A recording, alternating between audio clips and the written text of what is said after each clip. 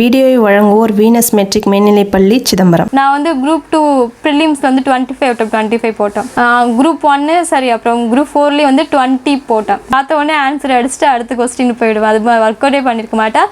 ஏன்னா ஷார்ட்கட்டுன்றது உருவாக்கிக்கிட்டே இருக்கும். மேக்ஸில் டெஸ்ட் ப்ராக்டிஸ் இருந்தால் உங்களை யாராக இருந்தாலுமே வந்துடுவாங்க.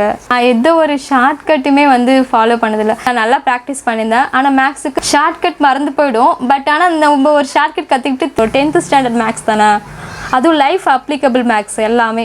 ஆனால் இந்த அனலிட்டிக்கல் மெத்தடாக இருக்க சம்ஸ் எல்லாம் வந்து பார்த்திங்கன்னா நீங்களாக தான் சால்வ் பண்ணணும். அது வந்து ப்ரெசன்ஸ் ஆஃப் மைண்ட் தான் உங்களை டிசைட் பண்ணுமே தவிர அதை வந்து யாராலையும் சொல்லி கொடுத்துட முடியாது. இப்போ அளவியல் சப்ஜெக்ட்லாம் வந்து ரொம்ப நேரம் போட்டால் தான் ஆன்சர் வரும்ன்ற இந்த மாதுளம் பழம் கொஸ்டின் அது கொஞ்சம் இதுவாக இருந்துச்சு. அப்புறம் குரூப் 4லேயே பார்த்திங்கன்னா வந்து 100ல் 10 எத்தனை தடவை கழிக்க முடியுங்கிறது அது சிம்பிளான கொஸ்டின். நம்ம எல்லாருமே வந்து ஃபஸ்ட் தமிழ் முடிச்சிருவாங்க, ஜிஎஸ் முடிச்சிருவாங்க, கம்மியான நேரத்தில் மேக்ஸ் வச்சு சால்வ் பண்ணுவாங்க. எக்ஸாமுக்கு முன்னாடி நான் என்ன பண்ணுவேன்னா ஸ்கூல் புக்ஸ் எடுத்துக்கிட்டு அந்த சம்ஸ் எல்லாம் வந்து டிஃபிகல்ட்டாக பார்க்க வேண்டாம். ஸோ அதனால் மேக்ஸ் நல்லா வருன்றவங்க 30 minutes to 40 minutes, இல்லை நான் ஆவரேஜ் அப்படின்னா 45 to 50 minutes. அது ரொம்ப இம்பார்ட்டன்ட். ஏன்னா அதில் இருக்கிற ஒவ்வொரு மார்க்கும் வந்து உங்களை மேலே தூக்கி விடும். ஒரு சிபிஎஸ்சி மெத்தடில் சொல்லுவாங்களே அந்த மாதிரி யூபிஎஸ்சி ஸ்டாண்டர்ட் அந்த மாதிரி ஒரு கொஸ்டின்ஸ் பார்ப்பேன், ஆன்சர் பார்ப்பேன். கொஸ்டின்ஸ் பார்த்துட்டு ஆன்சர் பார்த்துக்கிட்டே இருப்பேன். 11/7 ஒரு ஷார்ட்கட் இருக்குது. கஷ்டமாக இருக்கிறவங்க நினைக்கிறவங்க கூட வந்து ஈஸியாக வந்துடலாம். அப்படி சில பேர் மேக்ஸை வந்து ஃபஸ்ட்டே பண்ணிடலாமா, டைம் இல்லையா அப்படின்னு நினச்சா அதில் நமக்கு தெரியுது அந்த 4 ஆப்ஷன் ஏதோ ஒன்று தான் ஆன்சரு. அந்த அளவியல் சப்ஜெக்டில் வர கொஸ்டின்ஸ் பார்த்தீங்கன்னா நம்ம சரியாக பண்ண கொஸ்டின் கூட நமக்கு மறந்துடும். நம்ம ஏதாவது ஒரு கொஸ்டின் தப்பு பண்ணியிருப்போம், அந்த கொஸ்டின் வந்து அங்கே தெரிஞ்சிருப்போம். நம்ம இந்த கொஸ்டின் இங்கே தப்பு பண்ணிட்டோம்ன்றது கடைசி வரைக்கும் மறக்காது, எக்ஸாம் வரைக்குமே மறக்காது. ஸோ வந்து நமக்கு ஈஸியாக நம்ம எல்லாராலையும் ஈஸியாக அந்த ஃபார்ம்லாம் இருக்கும், அதை சப்ஸ்டிட் பண்ணி நம்ம ஆன்சர் கொண்டு வந்துடுவோம்.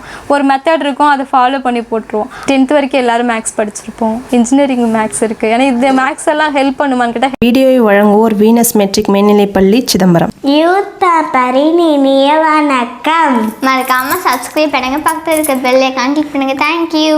என்னுடைய பெயர் ராமதுளசி. நான் நடந்து முடிஞ்ச குரூப் 4 எக்ஸாமில் ஓவரால் 633 ரேங்க், கம்யூனல் ரேங்க் 205 எடுத்து ஜாப் செக்யூர் பண்ணியிருக்கேன். படிக்கிறது மறக்காம இருக்கு. நீங்கள் வேறு மாதிரி என்ன மாதிரி ஃபிக்ஸ்லாம் ஃபாலோ பண்ணுவீங்க? நான் எந்த ஒரு ஷார்ட்கட்டுமே வந்து ஃபாலோ பண்ணதில்லை. நான் மேக்ஸுக்கு வேணால் உங்களுக்கு சில ஷார்ட்கட் வேணால் சொல்லித்தரேன். நான் வந்து குரூப் 2 ப்ரிலிம்ஸ் வந்து 25 out of 25 போட்டேன். குரூப் 1 சரி, அப்புறம் குரூப் 4 வந்து 20 போட்டேன். 20, 22 அந்த ரேஞ்சுக்கு எனக்கு கிளியர் வந்துச்சு. நான் அதிகமாக டெஸ்ட்டு ஃபாலோ பண்ணேன். ஏன்னா ஷார்ட்கட் வந்து மேக்ஸுக்கு நான் ஃபாலோ பண்ணேன். இந்த ஷார்ட்கட்டுன்றது தாண்டி நல்லா ப்ராக்டிஸ் பண்ணியிருந்தேன். ஆனால் மேக்ஸுக்கு செப்பரேட்டாக நோட் போட்டு நான் எல்லா சம்ஸையும் வந்து சால்வ் பண்ணி வச்சுருந்தேன், பார்த்துருந்தேன். மெத்தடாகவும் கற்றுக்கிட்டேன், ஷார்ட்கட்டும் கற்றுக்கிட்டேன். ஏன்னா வந்து நம்ம சில நேரத்தில் ஷார்ட்கட் மறக்கும்போது அந்த மெத்தடை அப்ளை பண்ணி பார்க்கலாம் இல்லையா, அதனால நான் மெத்தடும் வந்து கற்றுக்கிட்டேன். எல்லாமே ஒரு ப்ராப்பராக தான் ஃபஸ்ட்டு கற்றுக்கிட்டேன். ஏன்னா நமக்கு வந்து நேரம் வந்து கம்மியான நேரம் வந்து அங்கே ஒரு, ஏன்னா நம்ம மேக்ஸை தான் கடைசியாக வச்சு பார்க்குறோம். எல்லாருமே வந்து ஃபஸ்ட் தமிழ் முடிச்சிருவாங்க, ஜிஎஸ் முடிச்சிருவாங்க, கம்மியான நேரத்தில் மேக்ஸ் வச்சு சால்வ் பண்ணுவாங்க. ஸோ அந்த கம்மியான நேரத்தில் அந்த நேரத்தில் ஒன்றுமே நம்மளுக்கு பண்ண முடியாதுன்ற டைமில் அது கொஞ்சம் ஹெல்ப் பண்ணலாம்.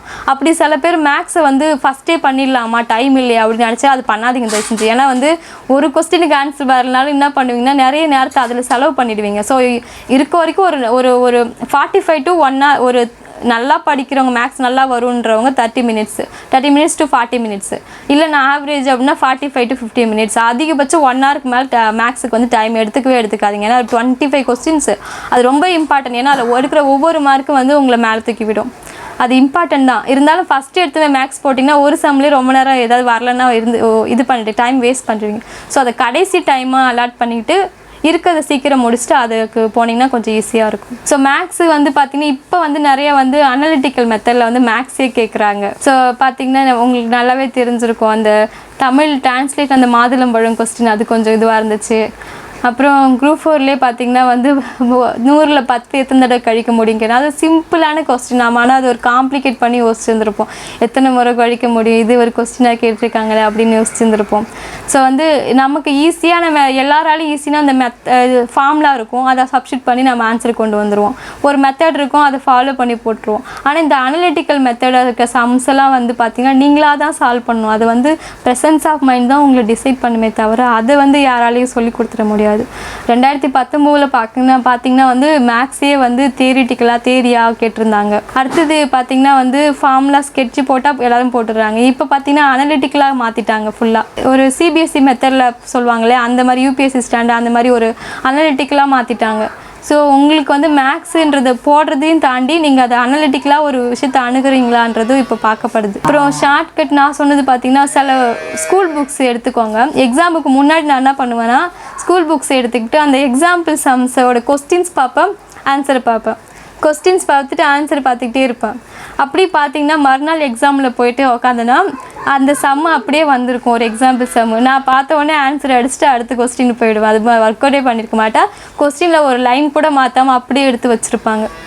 இந்த மாதிரி லாஸ்ட் மினிட்ல அது கொஞ்சம் ரெகுலராக அதை பண்ணிகிட்டே வந்தீங்கன்னா அது கொஞ்சம் யூஸ்ஃபுல்லாக இருக்கும். நெக்ஸ்ட்டு வந்து இப்போ அளவியல் சப்ஜெக்ட்லாம் வந்து ரொம்ப நேரம் போட்டால் தான் ஆன்சர் வருன்ற கொஸ்டினுக்கு ஷார்ட்கட் இருக்குது. உங்களுக்கு நல்லாவே தெரிஞ்சு 11/7 ஒரு கொஸ்டின் ஒரு நம்பர் அந்த இருக்க ஆப்ஷன்ஸ் நமக்கு 4 ஆப்ஷன்ஸ் கொடுத்துட்டாங்க. அதில் நமக்கு தெரியுது அந்த 4 ஆப்ஷன் ஏதோ ஒன்று தான் ஆன்சரு. அந்த அளவியல் சப்ஜெக்டில் வர கொஸ்டின்ஸ் பார்த்தீங்கன்னா 11/7 ஒரு ஷார்ட்கட் இருக்குது. அது ஒன்று 11ஆல் அடிஞ்சதுன்னா ஒரு 4 நம்பர் ஏதோ ஒன்று தான் 11ஆல் டிவைட் ஆகும். அப்படி எந்த நம்பர் டிவைட் ஆகுதோ அதான் ஆன்சர். இதான் வந்து ஷார்ட்கட். எல்லா மெத்தடுக்கும் வந்து ஒரு மெத்தட் இருக்குது. சம்ஸ் எல்லாம் வந்து டிஃபிகல்ட்டாக பார்க்க வேண்டாம். ஸோ அதனால் கஷ்டமாக இருக்கிறவங்க நினைக்கிறவங்க கூட வந்து ஈஸியாக வந்துடலாம். ப்ராக்டிஸ் கண்டிப்பாக முக்கியம். ப்ராக்டிஸ் முக்கியம். எது ஒரு அந்த ஷார்ட்கட்டாக இருந்தாலும் எழுதி வைங்க. நான் மேக்ஸுக்கு தனியாக நோட் போட்டு எல்லாத்தையும் எனக்கு வந்து நான் எழுதி வைப்பேன். ஷார்ட்கட் மறந்து போயிடும். பட் ஆனால் நம்ம ஒரு ஷார்ட்கட் கற்றுக்கிட்டு திரும்ப அதே ஷார்ட்கட்டை அப்ளை பண்ணும்போது நான் ஏன்னா ஷார்ட்கட்டுன்றது உருவாக்கிக்கிட்டே இருக்கும் மேக்ஸில். ஆனால் அதை நீங்கள் திரும்ப பயன்படுத்தும் போது உங்களுக்கு ஞாபகம் வந்துடும். மேக்ஸ் பார்த்து பயம்னா பேசிக்காக இது பயோ மேக்ஸு 12th 10th வரைக்கும் எல்லோரும் மேக்ஸ் படிச்சிருப்போம். இன்ஜினியரிங் மேக்ஸ் இருக்குது. ஏன்னா இந்த மேக்ஸ் எல்லாம் ஹெல்ப் பண்ணுமான்னு கேட்டால் ஹெல்ப் பண்ணாது. இது மாதிரி மேக்ஸ் படிச்சிருக்கோம் அப்படின்ற ஒரு தைரியம் வந்து நம்மளால் இந்த மேக்ஸை போட்டுற முடியாது. ஒரு 10th ஸ்டாண்டர்ட் மேக்ஸ் தானே. அதுவும் லைஃப் அப்ளிகபிள் மேக்ஸ் எல்லாமே அரித்மேட்டிக் ப்ராப்ளம்ஸ் தான் அதிகமாக சால்வ் பண்ணி போடுறது. சிம்பிளிஃபிகேஷனு எல்லாமே இதுக்கு அரித்மேட்டிக்னா என்ன, கூட்டல் கழித்தல் பெருக்கல் வகுத்தல், அப்புறம் அதில் மெத்தட் யூஸ் பண்ணியிருப்பாங்க. இவ்வளோதான் ரேஷியோ இந்த மாதிரி தான் இருக்கும். ஒரு வாழ்வியல் கணிதத்தை நம்மளால் சால்வ் பண்ண முடியாது. தனி வட்டி கூட்டு வட்டி நம்ம பயன்படுத்துறது ஒரு என்ன சொல்கிறது எல்லாமே வட்டி அந்த இது பர்சன்டேஜ் எல்லாம் நம்ம பயன்படுத்துறது. இந்த ஒரு வாழ்வியல் கணிதத்தை நம்ம கற்றுக்கிறதுக்கு ஏன் தயங்கணும்? இது நமக்கு தேவையான ஒன்று தானே. ஸோ அதனால இன்ட்ரெஸ்ட்டாக ஈடுபட்டிங்கன்னா உங்களுக்கு அது கஷ்டமாலாம் தெரியாது. சம்ஸ் எல்லாம் வந்து டிஃபிகல்ட்டாக பார்க்க வேண்டாம். ஸோ அதனால் ப்ராக்டிஸ் கண்டிப்பாக முக்கியம். ப்ராக்டிஸ் முக்கியம். நீங்கள் அதுக்கான டெஸ்ட்டு ப்ராக்டிஸ் வந்து உடனே எடுத்துக்கணும். டெஸ்ட்டு இது முடித்த உடனே நமக்கு வந்து மறக்காது. கண்டிப்பாக கொஞ்சம் டேஸ்க்கு மறக்காது.